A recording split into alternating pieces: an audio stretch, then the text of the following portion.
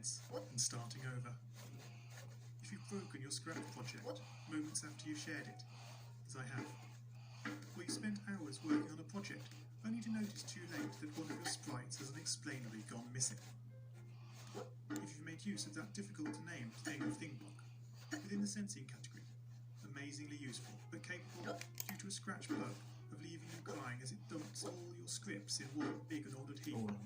If you've made real progress coding a game over the course of the week, only to come back the next day to discover you weren't even logged in, nothing has been saving. Starting over is harder than starting up.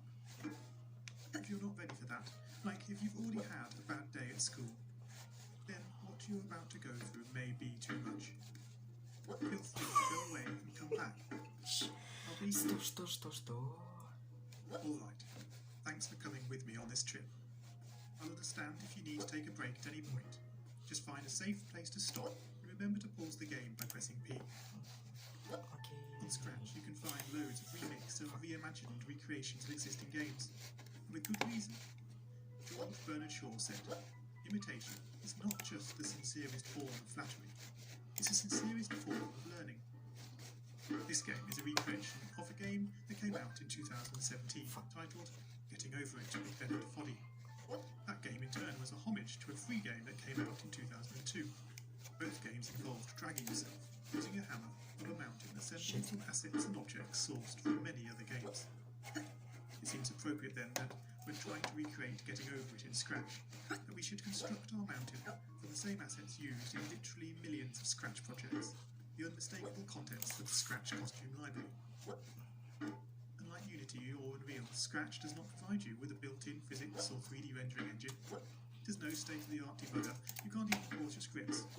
We are forced to program old school. Our experience capped 30 frames per second on a 480 by 360 pixel stage. But these very restrictions force us to experiment, to think out of the box, to grow as developers as we become masters of all things Scratch. And let's not forget, what we lack in technology, we make up for in community. This fantastic bunch of budding software engineers, building, learning, creating, playing, remixing, a diverse group of people, is the very Scratch assets we now so skillfully attempt to ascend. The act of climbing, in the digital world or in the real world, has certain essential properties that give the game its flavour. No amount of forward progress is guaranteed.